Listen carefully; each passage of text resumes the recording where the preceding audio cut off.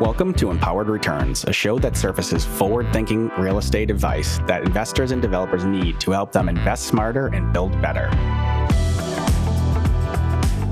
Welcome to Empowered Returns. We have a quick hit episode here today where we try to go deep into some of the topics that we talk about, some of the advice we give to clients, and really just share an internal little dialogue between us and our team here so that we can give the best advice possible to our audience. And I'm excited about this episode. And I'm here with Jared Clement, our Director of Leasing. So Jared, welcome. Thanks, Mike. Pleasure to be here. Thanks for having me. Yeah, I'm pretty excited to chat with you. Ready to rock and roll? Yeah, absolutely. All right, well, what else is fun in your life before we dive in? I recently got a steamer. I've been abusing this, but my clothing steamer recently, I'm really pumped about it. I don't know if you know, there's no wrinkles in any of these things. You're especially wrinkle-free today. Yes, very impressive. Sure. That's one of my big pride points recently. So very good. Yes, I think I've heard that before. Yeah, it's my go-to personal news for all our meetings. So I've been loving that one. Nice, good stuff. Yeah.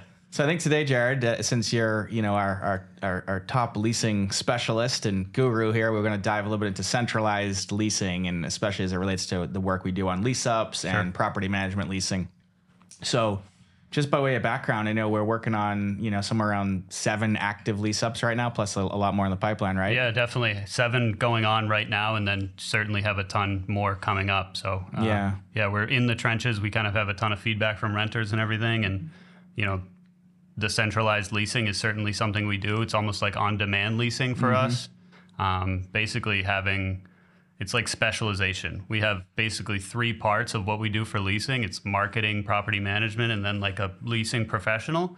And the combination of how those people all work together is what we call centralized leasing. Yeah. The professional on-site salesperson is typically a little bit more talented or a little bit better than legacy type property managers or assistant property managers that typically are responsible for leasing. We just see like less resident friction or more or less resident incoming friction for signing leases when we have like professional type salesmen kind of clearly demonstrating and conveying the value proposition for the property and everything. Yeah.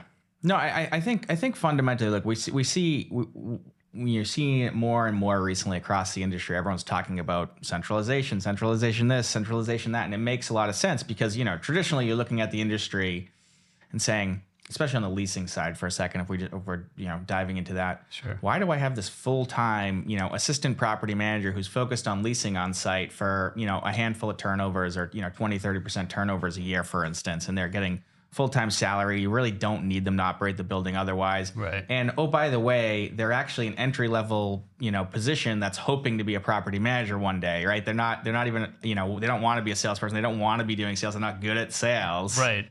They're there to do property management, and they have so many property management tasks that if you're going to toss leasing onto their plate too, it's probably not going to go that well. Yeah. So it was one of the things we always thought was so obvious is, if you can bring in a professional sales team, quote unquote sales team doing leasing on a fractional basis or an on-demand basis, now it's called centralized. We called it sort of on-demand or fractionalized for a while. Now it's sort of centralization is the term. And I think, that makes sense, certainly. So we have the team based in our home office. We can give them a standardized playbook and training and game plan and tightly integrated with our marketing and only have them, be at a property or working on a property when it's needed, right? Not full time. So you don't have that full expense load for the full year.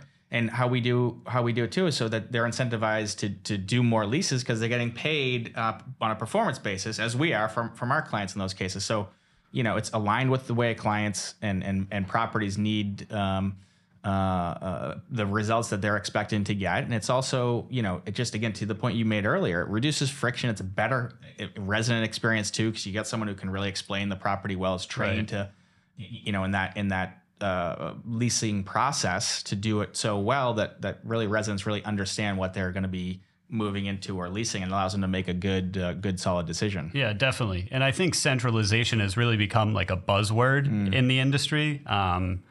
And I think a lot of centralization is like automatically going to like, let's get all the technology out there. Let's do all this virtual type of leasing. Yeah. But I think the on-demand setup that we have is what like really works. You still need somebody in the building to show the place and to walk people around. Like having additional resources to potentially maybe cover on like the weekend or stuff with virtual tours is certainly advantageous to like increasing the absorption rates like over a set period of time.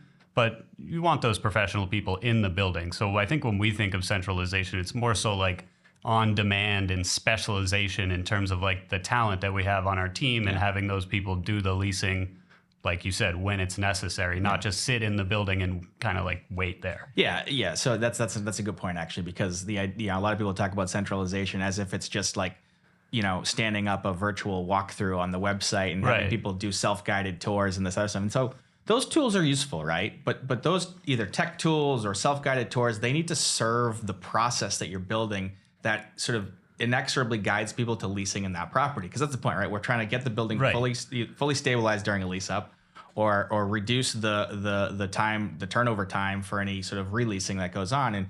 And to do that, we believe, and because we know it works, we've rented thousands and thousands and thousands of apartments, that having a professional leasing person that can help guide someone through the property, understand all the pros and truthfully some of the cons in an honest way, to help those people get the incoming potential residents understand and make the best decision for them, so you can attract the best residents to the property, accelerate that absorption, and have tenants that are happy living there and enjoy the property and are more likely to renew and release and refer friends to the building. So it just creates, and by the way, doing this all while the expenses against the property are much less. Right. Because we're doing it in a much more efficient manner. Like it works better and it costs less money. So like it's such a no-brainer. Yeah. It's just hard. I think a lot of multifamily operators and owners across the country are sort of starting to come to this realization. But it's hard to stand this up, right? Because now you've got to actually build this leasing force. You've got to build the tools, the technology, the marketing infrastructure that can actually allow and enable a leasing team, a specialized leasing team, to do this. And it's hard to build, right? It is hard to build because like if you don't have either the scale or you don't have the tools, technology, training, you don't have frankly, the people with the experience doing it, it's hard to build just to do it. So, I think the good thing, I think it's probably good for us. And then we have decades that we of have a playbook to it. do it, right? Yeah. Like it's not that we're just going to toss it together for any specific property. We've done it before, it works, and we know that it works. Yeah, exactly. And so whether it's in a lease-up scenario or an ongoing sort of leasing, releasing on the turnovers of units, it can work very well. And I think really the key thing though is you gotta establish that playbook, and you have to have the right tools and intelligence. And another key thing that's important is to make sure it's integrated with both the property management team that's on site, the managers and whatever other team is on site depending on the building, but also the marketing, right? The marketing team you have, so that it's all integrated together, and so all these things are working holistically. If you just bring in kind of rogue freelancers, so to speak, it can break down very easily because you don't have that overall holistic strategy working it. But assuming it's set up right, there's just so many efficiencies, so much cost savings, and frankly, so much better revenue that can be driven by it to make it a huge success across the board. Yeah, definitely. We're a huge fan of it. On the 7 lease-ups we're doing right now, we're, running our playbook through them, and we're having absorption, and, we're getting people in the building before the certificate of occupancy date and everything. So, yeah. Yeah, I mean, I think, the track record has been pretty remarkable. Obviously, we've got a really awesome team here at CHARLESGATE that you're leading now, which is incredible. Yes. And I know across the board, what's great though is we've had such an opportunity. We've not always gotten it right either, right? So we've made improvements over time. We've built our process. We've learned, we've had lessons learned, like anything else. But we've also already been through a lot of the mistakes, and so we can. That's where the best guidance comes from. Oftentimes, is when you screwed things up, and you're like, well, let's not do that again. Right, exactly. And say, oh, that worked well. Let's do more of that. And so that's where we can really bring that guidance in for clients. And so it's an exciting time, because I'm glad more and more operators are really seeing like, hey, centralization makes sense, especially centralized leasing. Right. But it's not just about the tools. It's not just about the technology. I think that's a key part that's being maybe missed in translation with a lot of this, as we just alluded to. Yeah, and I think when you look at it even internally for our team, like it gives people the opportunity to have more portfolio. Like ultimately, our leasing team can make more money because there's the ability to travel and cover this building, cover that building, use some of the technology to make sure that you can have hours in the building and enough kind of coverage to make sure that people are getting in when they should and everything. So I think it not only helps, our clients and everything, but internally, like our team does benefit from it. You create like a career path for them and everything. So I think, there's a ton of advantages to it. Well, that's the key piece is, oftentimes leasing is sort of delegated to an entry level position, right? It's like, no. Because, and they're making, entry level pay. Sure. And they hope to be a property manager someday. But in reality, when we can bring in a centralized leasing service, professional leasing agent, professional sales people do it with talent, and you can pay them more because you're stretching, you're stretching and flexing them across multiple properties, so they're able to make more. But each property is actually it's costing each property less, so it just makes a lot more sense. And so now you're paying someone a professional sales job kind of salary or pay structure. And you can build that as a career path for someone versus just hoping to be, a senior property manager someday. Right.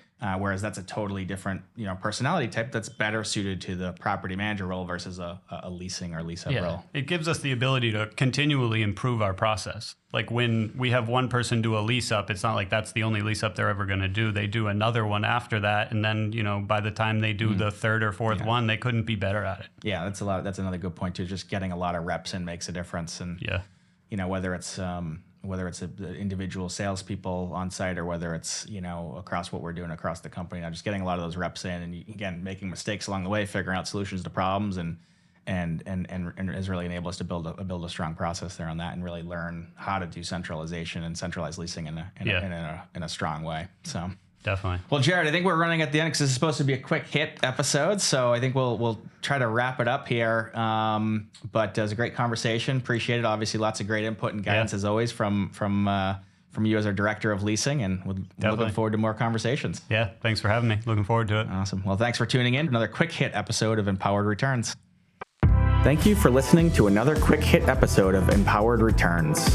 If you're a forward-thinking real estate investor or developer looking for actionable advice that will help you generate market-beating returns, make sure to subscribe on Apple Podcasts, Spotify, or wherever you get your podcast fix. I'm Mike DeMella with CHARLESGATE, and I'd love to connect on LinkedIn and further the conversation for any specific questions you may have. Thank you for listening.